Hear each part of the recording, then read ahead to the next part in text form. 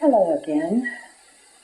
It is still Christmas night, and I've picked out my first journal entry that I'd like to record here. It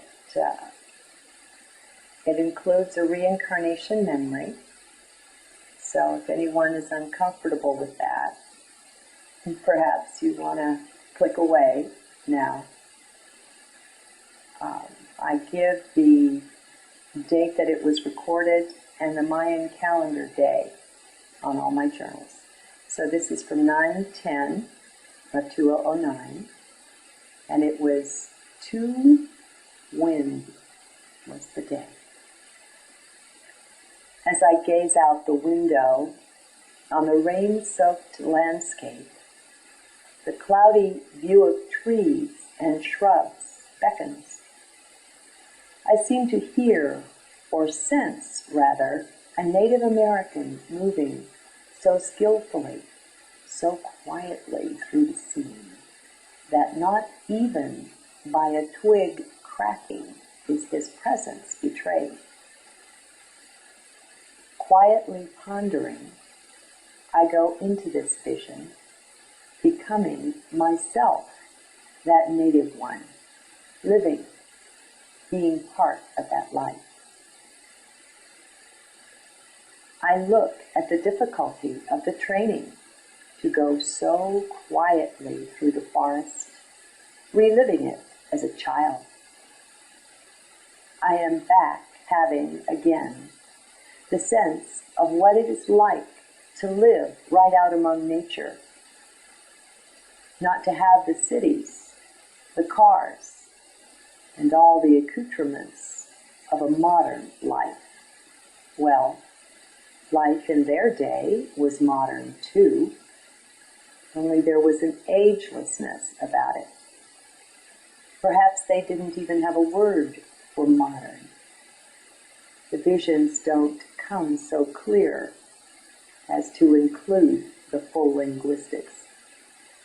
Anyway, there, rejoicing quietly within, as one with those early Americans, I enjoyed and went through the seasons, the hardships of that, the constant moving about, living on the land instead of off of it.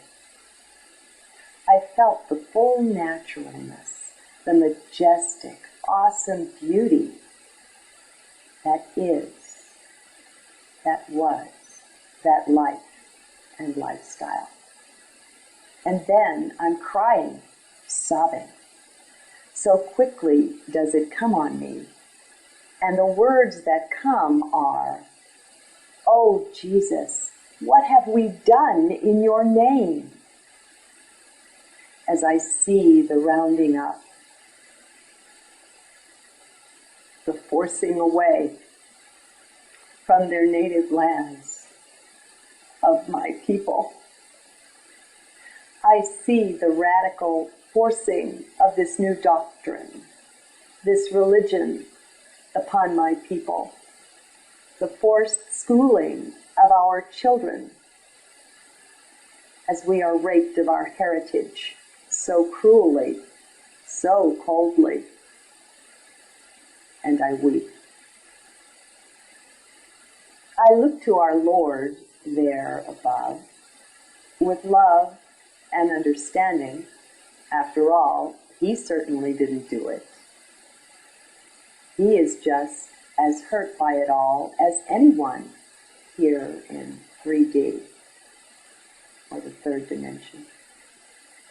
Yet, I am angry with religion, all of it. It is cruel, inhumane, and barbaric in the extreme, and all with the face and front of such piety. Garbage.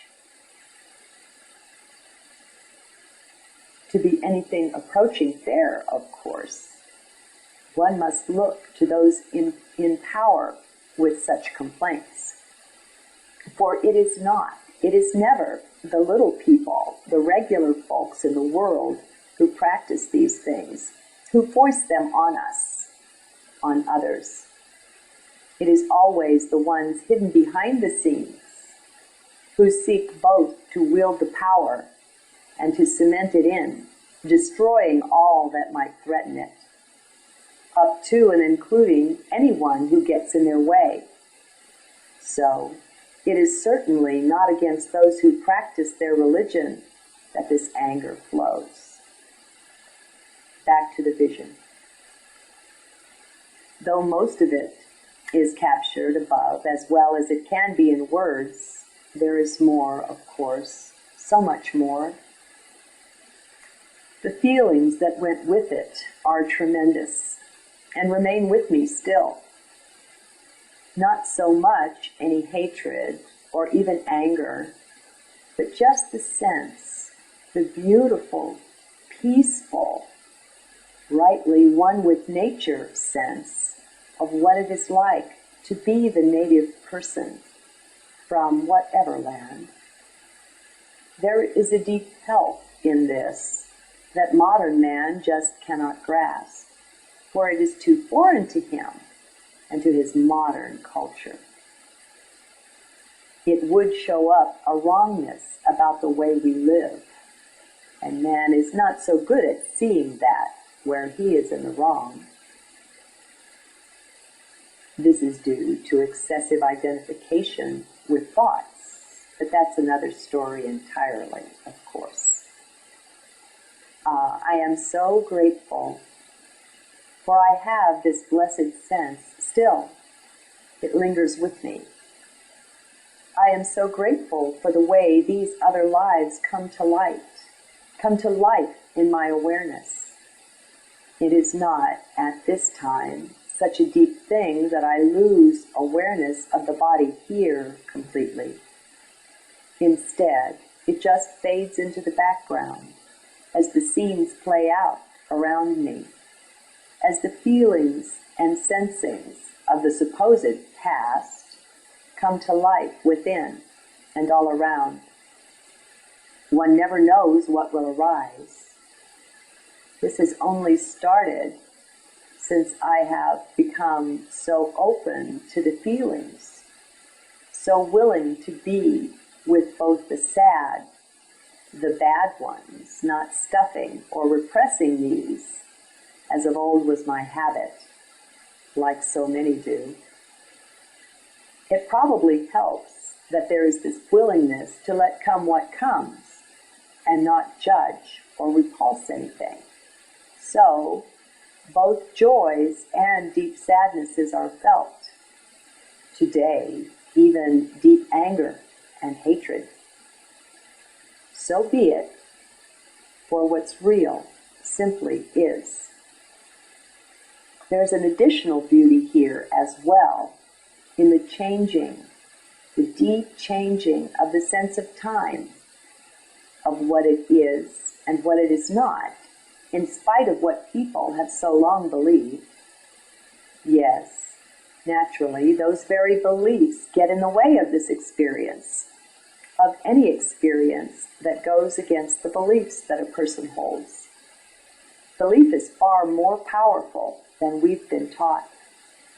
Thus, in my eradication of masses of old, ancient, outworn beliefs, I am made ready and fertile for this new sensing and experiencing of time.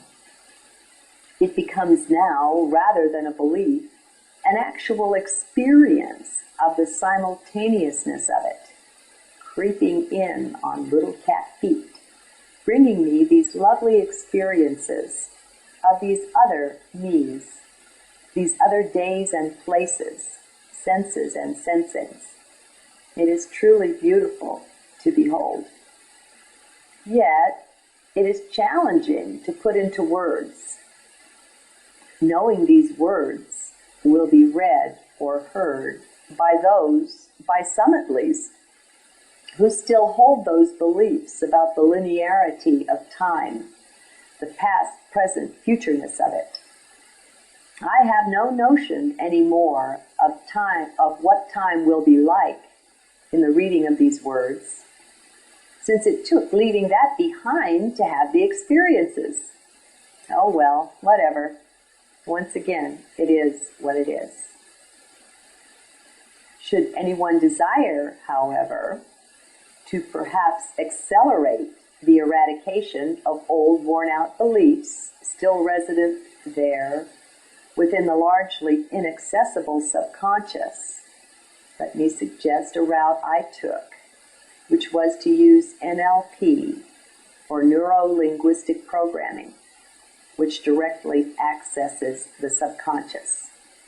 It's quite a journey, and not the easiest way, for sure, as one lives through some trauma, as the old makes way for the newly self-chosen ideas to be laid down in their place.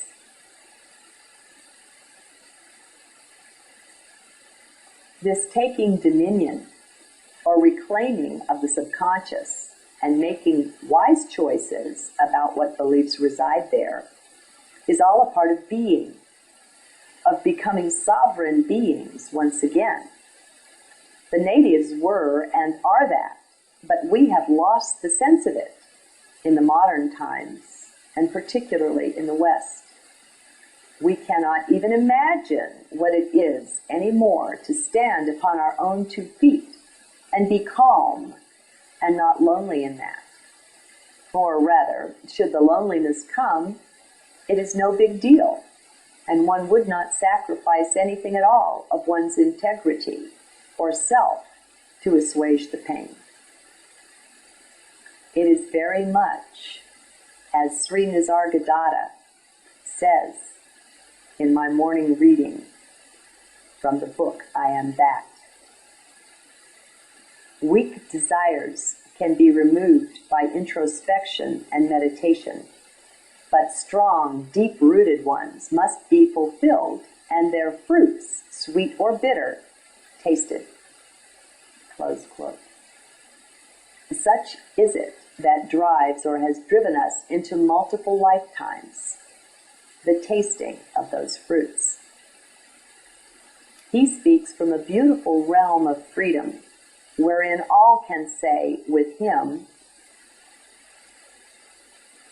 that there is a world is secondary, for to be, I do not need the world needs me, close quote. For truly, greater than the desire to live is the freedom from the urge to live. I am an old soul, having lived so very long, like so many of us. I know I approach this freedom from the urge to live, at least here in the 3rd dimension, for that is what is meant. One simply cannot, after all, cease to live. It is not possible. Good day.